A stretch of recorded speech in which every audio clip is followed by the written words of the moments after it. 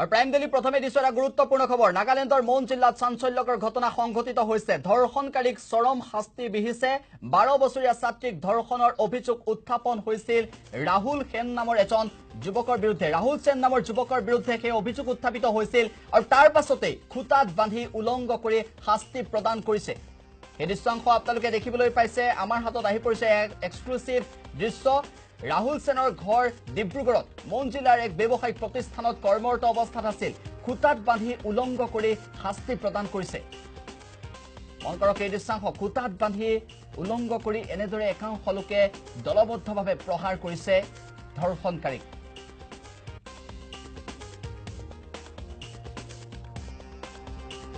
ধৰ্ষণকাৰীৰ নামটো হৈছে ৰাহুল সেন মন জিলাত কৰ্মৰত আছিল যুৱকজন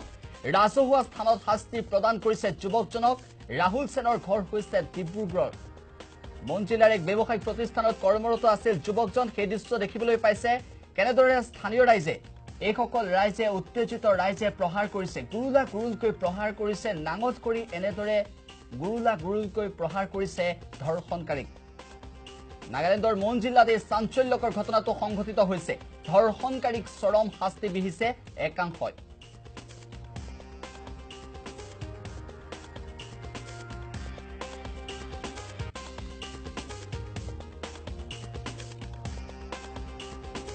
আৰু এই দৃশ্যাংশ দেখিবলৈ পাইছে ইতিমধ্যে আমি সেই দৃশ্যাংশ আপোনালোকক দেখুৱাইছো নাগালেণ্ডৰ মন জিলাত চাঞ্চল্যকৰ ঘটনাটো সংঘটিত হৈছে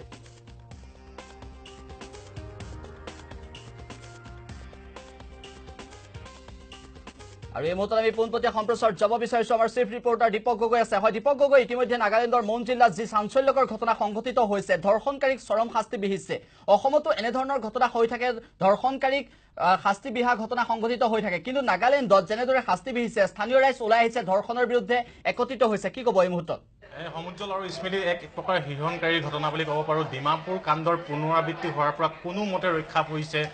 নাগালেণ্ডৰ আন এখন চহৰ মন চহৰ আৰু যোৱাকালি সংঘটিত হৈছিল এই হিৰণকাৰী ঘটনা এগৰাকী 12 বছৰীয়া কিশোৰীক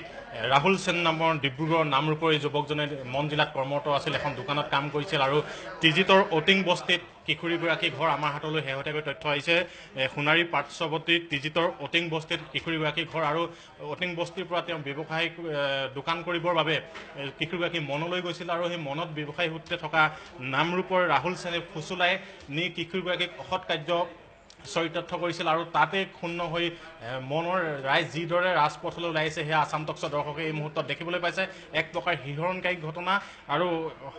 যিজন যুৱক ৰাহুল সেনক তেওঁলোকে ৰাজপথত এক উলংগ কৰি সমদল কৰি আগুৱাই লৈ গৈছিল আৰু এটা সময়ত তেওঁলোকে এখন হৰ্ডিঙৰ এটা পোষ্টত সম্পূৰ্ণ উলংগ কৰি হাত ভৰি বান্ধি লৈ শিলগুটি নিক্ষেপ কৰিছিল সহস্ৰ জনতাই ৰাহুল সেনৰ গালৈ আৰু অৱশেষত কোনোমতে মন জিলাৰ আৰক্ষী উপস্থিত হৈ কোনোমতে তেওঁক ৰক্ষা কৰিছে ৰাইজৰ হাতৰ পৰা আৰু এই কথা আমি ক'ব লাগিব যে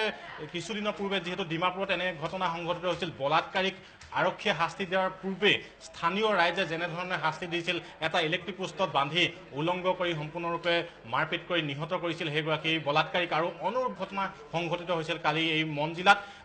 ইতিমধ্যে এই ঘটনাক লৈ সমগ্ৰ মন চহৰত উত্তেজনাই বিৰাজ কৰিছে আৰু ইতিমধ্যে নিজৰ কব্জাত লৈছে আৰক্ষীয়ে ৰাহুল সেন নামৰ ডিব্ৰুগড়ৰ নামৰূপৰ যুৱকজনক প্ৰায় 3 বছৰ ধৰি তেওঁ মন জিলাৰ এখন দোকানত তেওঁ কাম কৰি আছিল আৰু সেই সূত্ৰে তাৰ যথেষ্ট সংখ্যক যুৱক যুৱতীৰ সৈতে চাহ চিনাকি আছিল আৰু এজন স্থানীয় যুৱকে এই কিশোৰীগৰাকীক ফুচুলাই নি ৰাহুলৰ সৈতে অসৎ চৰিতাৰ্থ পূৰণ কৰাৰ খবৰ আহিছে আমাৰ হাতলৈ শেহতীয়াকৈ আমাৰ সতীৰ্থ সোণাৰী সাংবাদিক মৃত্যুপৰ্ণই এই সমগ্ৰ তথ্য ইতিমধ্যে সংগ্ৰহ কৰিছে মন জিলাত সংঘটিত এই হিৰণকাৰী ঘটনা আৰু এই কথাও সমুজ্জ্বল আৰু স্মৃতি ক'ব লাগিব যদিহে আৰক্ষী সেই স্থানত গৈ কিছু পলম হোৱাহেঁতেন নিশ্চিত ৰূপত এই যুৱকজন ৰাইজৰ প্ৰহাৰত মৃত্যু হ'লহেঁতেন এয়া নিশ্চিত আছিল যিধৰণে হাজাৰ হাজাৰ ৰাইজ ওলাই আহি মন টাউনৰ ৰাজপথত সমদল কৰি তেওঁ এটা সময়ত হৰ্ডিঙৰ এটা পোষ্টত বান্ধি যেনেধৰণে ৰাইজে প্ৰহাৰ কৰিছিল ইয়াত নিশ্চিত আছিল আৰক্ষী যদিহে তাত উপস্থিত হোৱা কিছু পলম হ'লহেঁতেন তেনেহ'লে নিশ্চিত ৰূপত এই যুৱকগৰাকী অৰ্থাৎ বলাৎকাৰী যুৱকজন ৰাহুল সেন ডিব্ৰুগড়ৰ ৰাহুল সেন নামৰ যুৱকজন নিশ্চিত ৰূপত মৃত্যুমুখত পৰিলেহেঁতেন আন এক ডিমাপুৰ কাণ্ডৰ পৰা যেন কোনোমতে ৰক্ষা পৰিছে মন চহৰ হয় দীপক গগৈ এই মুহূৰ্তত আপোনাক ধন্যবাদ জ্ঞাপন কৰিছো